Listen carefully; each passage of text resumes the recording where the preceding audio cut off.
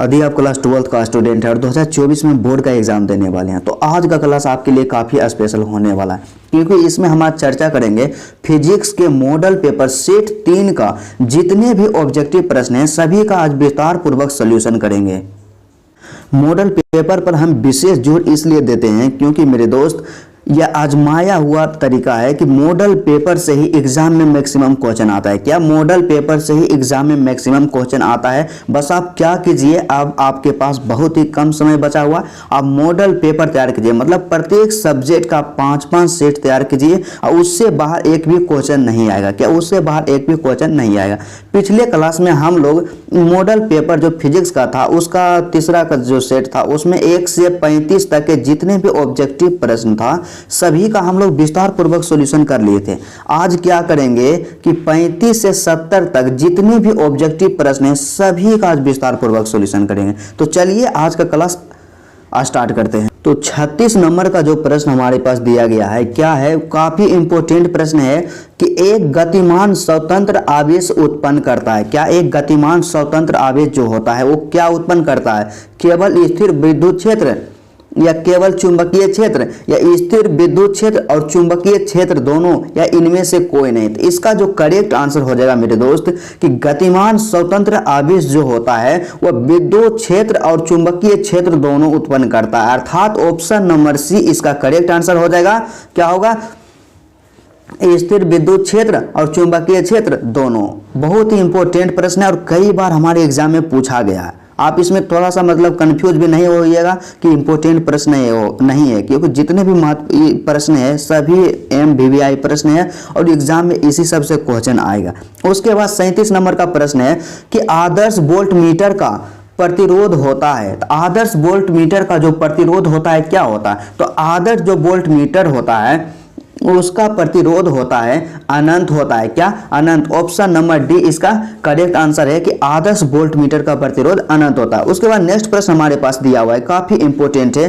क्या है कि अनुचुंबकीय पदार्थ की प्रकृति है। तो अनुचुंबकीय पदार्थ की जो प्रकृति होती है क्या होती है? तो अनुचुंबकीय पदार्थ की जो प्रकृति होती है क्या होती है? स्थिर होती है। क्या?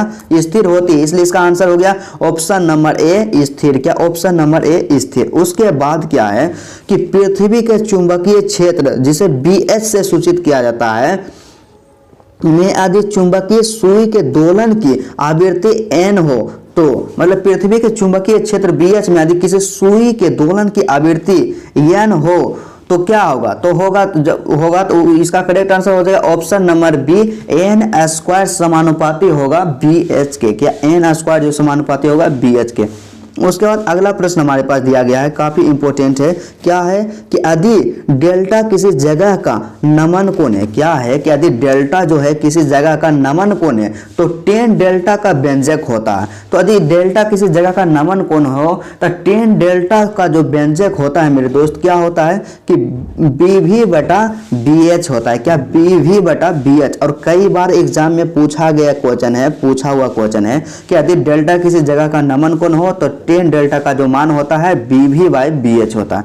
उसके बाद 41 नंबर का प्रश्न है। 41 नंबर में क्या है कि एक सीधी चालक छड़ पूर्व पश्चिम की ओर क्षैतिज स्थिर रखा गया है, इसे गिराने के लिए छोड़ दिया जाता है। मतलब एक जो छड़ है क्या है कि पूर्व पश्चिम की दिशा की ओर क्षैतिज स्थिर रख दिया है और इसे गिरने के लिए छोड़ दिया गया है। इसके सिर के बीच मतलब इसके सिरों के बीच विभवांतर क्या होगा? शून्य रहेगा या बढ़ता जाएगा या घटता जाएगा या की दिशा बदलती रहेगी? तो इसका जो करेक्ट आंसर होगा कि इसका जो सिरों के बीच जो विभवांतर होगा क्या होगा? बढ़ता जाएगा। क्या? बढ़ता जाएगा। उसके बाद नेक्स्ट प्रश्न हमारे पास दिया हुआ है, काफी इंपॉर्टेंट है। क्या है कि विद्युत चुंबकीय तरंग में क्या? विद्युत चुंबकीय तरंग में विद्युतीय एवं चुंबकीय क्षेत्रों के बीच कालांतर होता है। क्या? विद्युतीय एवं चुंबकीय क्षेत्रों के बीच क्या कालांतर होता है? तो इसका जो करेक्ट आंसर हो जाएगा कि विद्युतीय और चुंबकीय क्षेत्रों के जो बीच कालांतर होता है π/2 होता है। क्या? π/2 मतलब कि 90 डिग्री होता है। इस तरह के एक और प्रश्न पूछा जाता है कि विद्युतीय चुंबकीय तरंग में विद्युतीय एवं चुंबकीय क्या? विद्युतीय एवं चुंबकीय तरंगों के बीच कालांतर क्या हुआ था? तरंगों के बीच यदि कालांतर पूछे तो 0 डिग्री, लेकिन पूछ दे कि क्षेत्रों के बीच मतलब विद्युतीय और चुंबकीय क्षेत्रों के बीच जो कालांतर होगा क्या होगा, मतलब सीधा सा यहाँ क्षेत्र आ जाए, क्या क्षेत्र आए तो क्षेत्र जब होगा तो 90 डिग्री हो जाएगा, क्या 90 डिग्री। आदि पूछ दे कि तरंग पूछ दे तो तरंग में हो जाएगा 0 डिग्री। इसलिए इसका करेक्ट आंसर हो जाएगा ऑप्शन नंबर बी π/2। उसके बाद नेक्स्ट प्रश्न हमारे पास दिया हुआ है, क्या है कि चुंबकशीलता की बीमा होती है। तो चुंबकशीलता की बीमा क्या होती है, तो चुंबकशीलता की जो बीमा होती है क्या होती है कि ml के पावर -2 I इनवर्स, क्या ml के पावर -2 I इनवर्स। इसलिए इसका correct answer option number A. उसके बाद नेक्स्ट प्रश्न है कि चुंबकशीलता जिसे म्यू से दर्शाया जाता है के लिए निम्नलिखित में कौन व्यंजक सही है। तो चुंबकशीलता के लिए जो व्यंजक होता है क्या होता है, म्यू बराबर होता है B/H। क्या होता है, म्यू इक्वल टू होता है B/H। उसके बाद अगला प्रश्न हमारे पास दिया गया है, क्या है कि 1 हेनरी बराबर होता है। तो 1 हेनरी बराबर क्या होता है, तो 1 हेनरी बराबर जो होता है 10 के पावर 3 मिली हेनरी। क्या 10 के पावर 3 मिली हेनरी। 1 हेनरी बराबर होता है 10 के पावर 3 मिली हेनरी। उसके बाद नेक्स्ट प्रश्न है कि किसी प्रत्यावर्ती धारा परिपथ में, क्या किसी प्रत्यावर्ती धारा परिपथ में धारा I = 5 cos ω t एम्पियर तथा विभव V = 200 sin ω t वोल्ट है। तो परिपथ में शक्ति हानि है, तो परिपथ में जो शक्ति हानि क्या हो जाएगा, 0 हो जाएगा, क्या 0। उसके बाद अगला प्रश्न है, क्या है कि एक प्रत्यावर्ती धारा की शिखर वोल्टता, क्या शिखर वोल्टता 440 वोल्ट है, इसकी आवासीय वोल्टता है। तो यह बहुत ही आसान प्रश्न है और कई बार एग्जाम में पूछा गया। क्या हमारे पास जो दिया गया है कि एक प्रत्यावर्ती धारा का जो शिखर वोल्टता है, तो शिखर वोल्टता को V0 से सूचित किया जाता है। तो V0 बराबर दिया हुआ है 440 वोल्ट, क्या 440 वोल्ट दिया हुआ है। तो इसका आभासी, क्या आभासी वोल्टता पूछा, तो आभासी वोल्टता को कहते हैं VRMS। क्या आभासी वोल्टता को ही VRMS कहा जाता है, मतलब वोल्ट का जो वर्गमाध्य मूलमान होता है। क्या होता है, आभासी वोल्टता को ही कहा जाता है वोल्टेज के वर्गमाध्य मूलमान। तो हम लोग जानते हैं एक चीज कि हमारे पास तो दिया हुआ है शिखर वोल्टता मतलब V0 440 वोल्ट। तो हम लोग जानते हैं कि शिखर वोल्टता और वोल्टेज के वर्गमूल माध्य में संबंध होता है कि VRMS बराबर होता है V0 बटा √2 होता है। क्या V0 बटा √2 होता है। जब VRMS हमको निकालना है तो V0 कितना दिया हुआ है 440 वोल्ट, तो इसके जगह पर लिख देंगे 440, क्या 440। उसके बाद बटा में क्या है √2 हो गया। उसके बाद हम लोग एक चीज जानते हैं कि √ मतलब कोई भी रूट में रहता तो उसको नीचे नहीं रखते हैं, मतलब सिंपली हम यहाँ देखेंगे कि √2 से दोनों तरफ नीचे और ऊपर मल्टीप्लाई कर देंगे तो √2 गुने √2। तो हम लोग जानते हैं कि यहाँ पे क्या √2 और √2 मतलब √2 गुने √2 तो क्या हो जाएगा 2, मतलब हो जाएगा 440, क्या 440 √2। ऊपर वाला को जब मल्टीप्लाई करेंगे तो 440 √2 हो जाएगा। अब बटा में हो जाएगा √2 गुने √2 हो जाएगा 2, और 440 को जब काट देंगे 2 से तो हो जाएगा 220 √2। तो यहाँ पे कहाँ दिया हुआ है 220 √2, क्या हो जाएगा हमारा आंसर 220 √2। तो 220 √2 हमारा जो ऑप्शन दिया हुआ है ऑप्शन नंबर ए, क्या ऑप्शन नंबर ए जो इसका करेक्ट आंसर हो जाएगा क्या 220 वोल्ट हो जाएगा। नहीं, ऑप्शन नंबर सी इसका करेक्ट आंसर हो जाएगा, क्या ऑप्शन नंबर सी 220 √2 वोल्ट, क्या 220 √2 वोल्ट इसका करेक्ट आंसर हो जाएगा। उसके बाद नेक्स्ट प्रश्न हमारे पास दिया हुआ है, काफी इंपॉर्टेंट है, क्या है कि आभासी धारा होती है। तो आभासी धारा जो होती है क्या होती है, तो आभासी धारा जो होती है शिखर धारा बटा √2 होता है। क्या आभासी धारा जो होता है शिखर धारा बटा √2 होता है।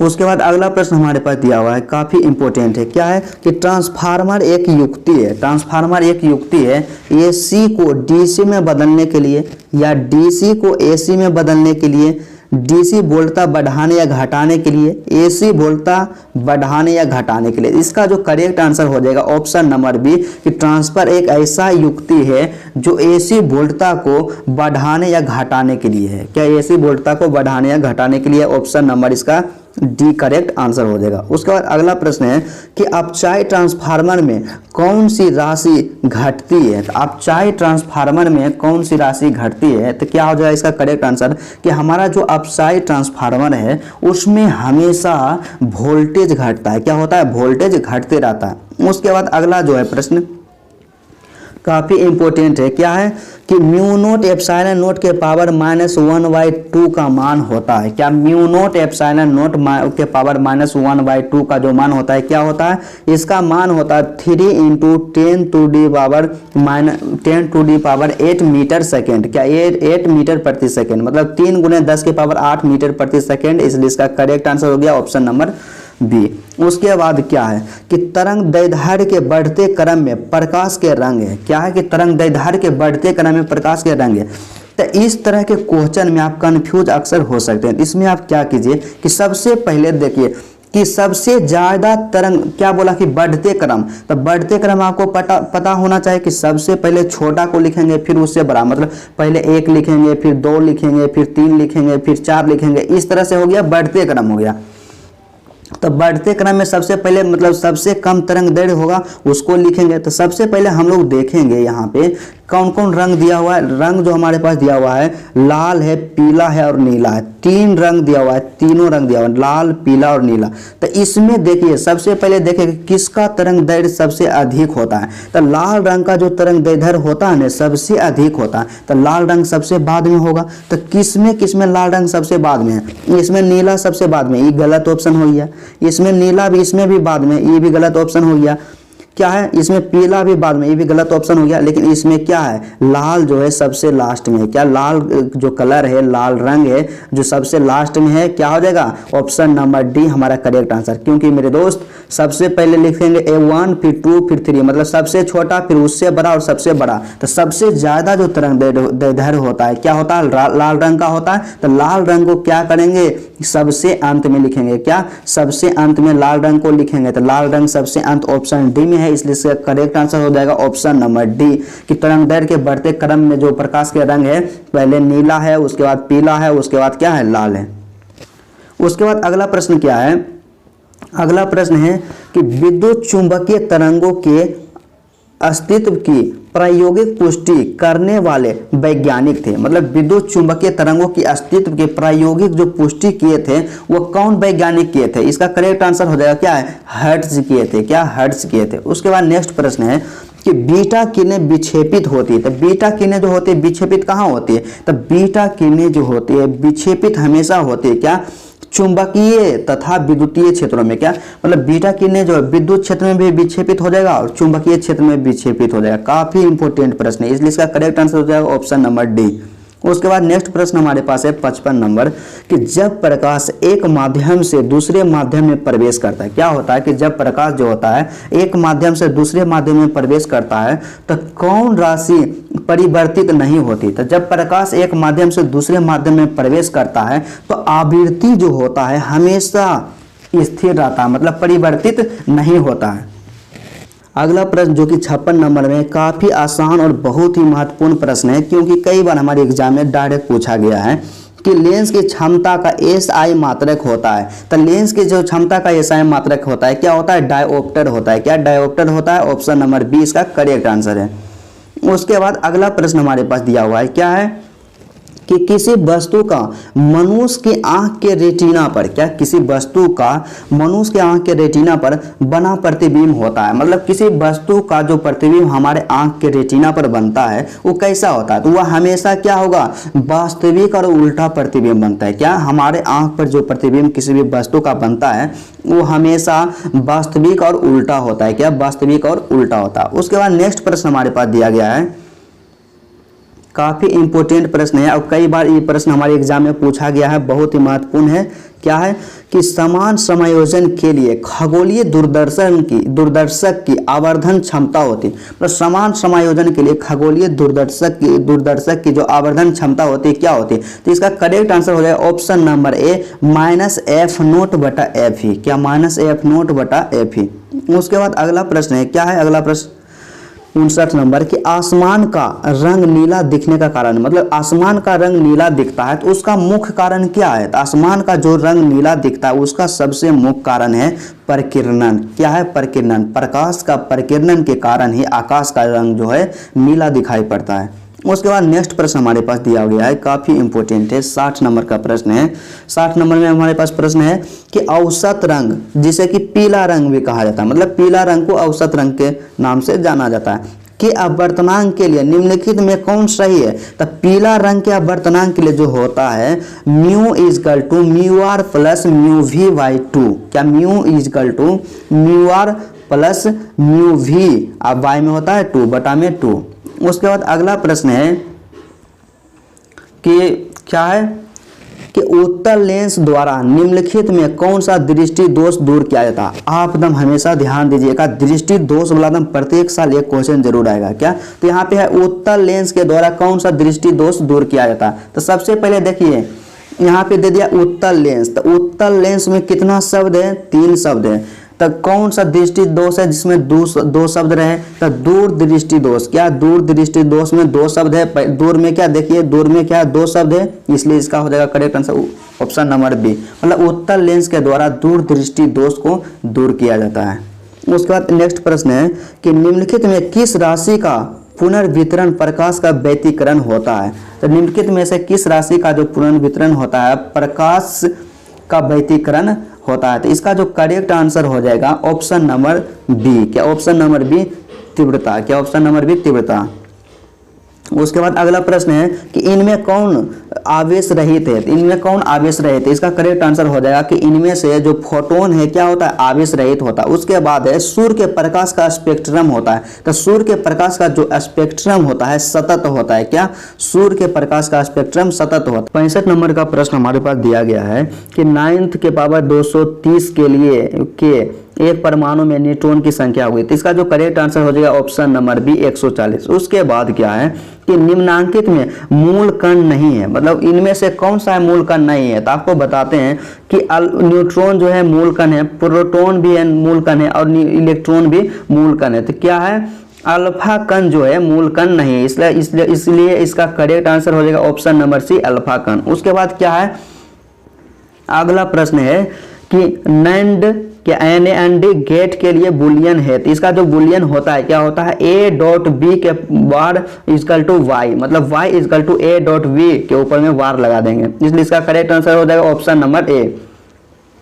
उसके बाद अगला प्रश्न हमारे पास है कि डायोड का उपयोग करते हैं, तो डायोड का उपयोग करते हैं एक दिष्टकारी के भांति। क्या? एक दिष्टकारी के भांति। उसके बाद अगला प्रश्न हमारे पास दिया गया है क्या है कि द्विधारी संख्या, क्या द्विधारी संख्या जो इतना है कि दशमिक संख्या होगी, तो द्विधारी संख्या की दशमिक संख्या जो होगी क्या होगी? तो इसका करेक्ट आंसर हो जाएगा ऑप्शन नंबर सी हो जाएगा। उसके बाद अगला प्रश्न हमारे पास है कि क्षीणता को मापने के लिए निम्नलिखित में से कौन मात्रक सही है? तो क्षीणता को मापने के लिए जो होता है क्या होता है? डेसिबल होता है। क्या? डेसिबल। तो चलिए आज का क्लास यहीं तक रहता है।